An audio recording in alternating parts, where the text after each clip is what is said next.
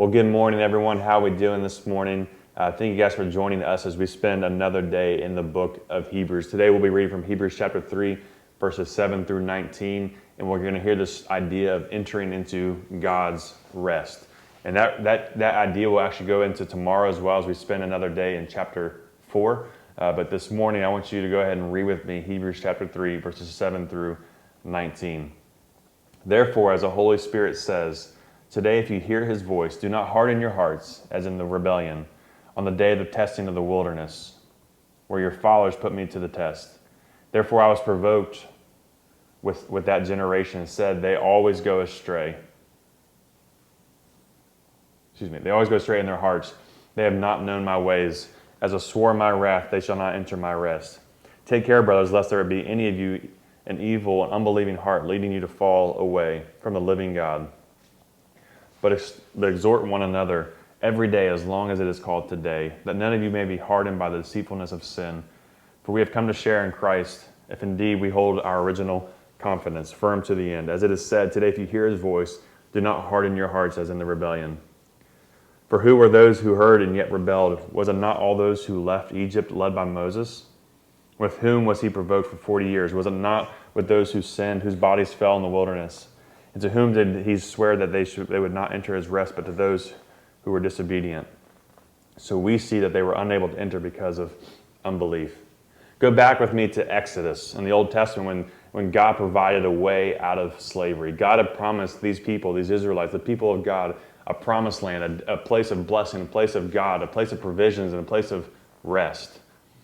And ultimately, these people lost sight of that as they went into slavery. They longed for that day of eternal rest, away from slavery, away from the Egyptians. God had promised this to Abraham, to Jacob, and Isaac, their ancestors, and now here they are living in slavery, questioning God. And that's when Moses comes in, who we talked about yesterday, as that high priest idea, as he led them out of Egypt.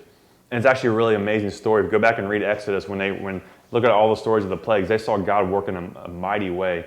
God went up against the gods of Egypt, basically, and even went up against Pharaoh and showed that he was the only true God. He was the only God to be worshipped. Almost every plague coincided with a god or a deity that the Egyptians worshipped, some sort of god that they worshipped. And God showing these plagues was showing that he was superior to them, superior to their gods, and their gods weren't gods at all. And God leads the people out of slavery. And as they're walking out of Egypt, they see the Red Sea and they come to the waters. And already, after seeing all those wonders, already they're questioning, why did God bring us to our death? In that moment, as they see the Egyptian army behind them, the Red Sea in front of them, God split the sea and they walked through it. They walked through to the other side. And as they walked out the other side, the waters came crashing down on the Egyptian army. God provided a way. As they walked throughout the desert, they quickly rebelled against God. They quickly lost sight of where they were going. They lost sight of what they had just witnessed. And when Moses was up on the mountain hearing the promises of God, hearing the blessings and the laws of God, the people were back down in the valley building a golden cow to worship, an idol made of gold. They worshiped it. And because of their rebellion, because of their evil hearts, God did not allow them to enter into the promised land. But it wasn't just that moment. That rebellion kept going. They complained when God did not give them food. And so God provided manna. Someone else was complaining that they haven't had food yet. But God provided manna. They complained and he provided quail. They complained and he provided water from a rock. God, over and over, God provided. He led them by day by a pillar of smoke and by night a pillar of fire. God was constantly providing for those people, yet they constantly did not believe. They complained. They were bitter. They kept thinking, woe is me. And because of their constant rebellion, they died in the wilderness. That generation that left Egypt died. Moses did not get to enter into the promised land. He only saw it from a distance. It was Joshua and the next generation that walked into the promised land. The generation who did not see firsthand all the miracles and all the mighty works of God, it was this group. And he uses that story by quoting Psalm 95. And Psalm 95 is a psalm of salvation, but also a psalm to call people to remember the way that they rebelled against God back in the story of Exodus and the story of Numbers, how they constantly fell away in the wilderness. God uses that story to encourage us here in the book of Hebrews in verse 12, as he says, take care, brothers, lest there be any of you from an evil, unbelieving heart leading you to fall away. What he's trying to show us is that we have a greater promised land ahead of us. We've seen a greater work. They only saw God, as great as it was that God provided a way out of Egypt, a way out of slavery. We have seen and we have witnessed a way maker in Jesus who provided a way out of our sin. And he's promised not a promised land of milk and honey. He's promised us a land of eternity with him. It's okay. You're okay.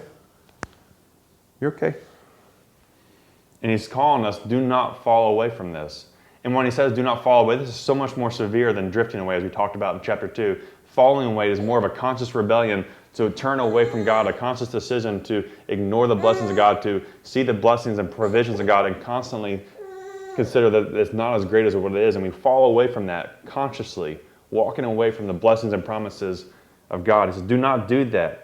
Hold on to the original confidence that you have found to the end. We have seen a greater work. We have seen a mightier work of God. We've seen Jesus. That's where our confidence is.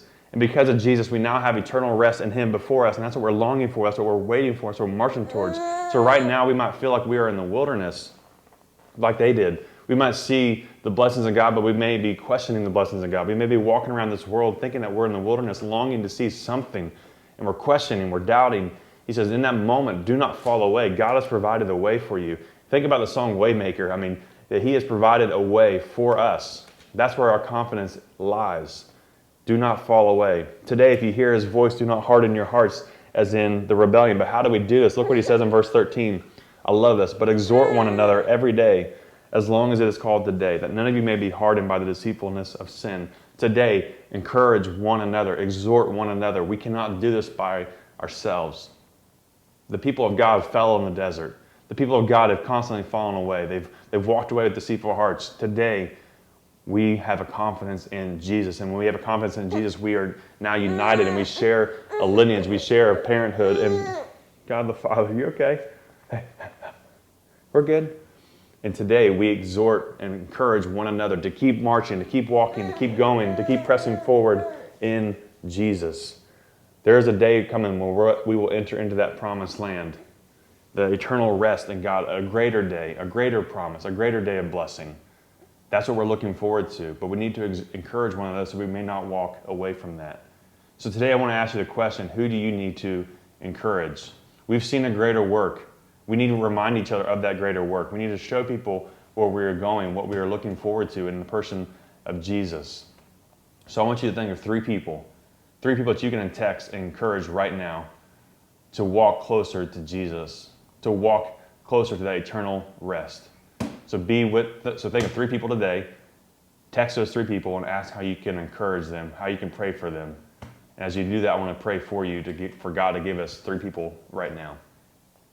Father God, I thank you for your word. Thank you for this time together. God, thank you for the opportunity to spend time reading your word. And God, in this moment, we just lift up our cries to you, asking that you show us three people that we need to encourage. And God, we may be that person that needs encouragement, so may you provide three people around our lives to encourage us. But God, we need to exhort one another every day as long as it is today, so that none of us may be hardened by the deceitfulness of sin, that we may remain true in the confidence that we found in Jesus. In your Son's name we pray. Amen.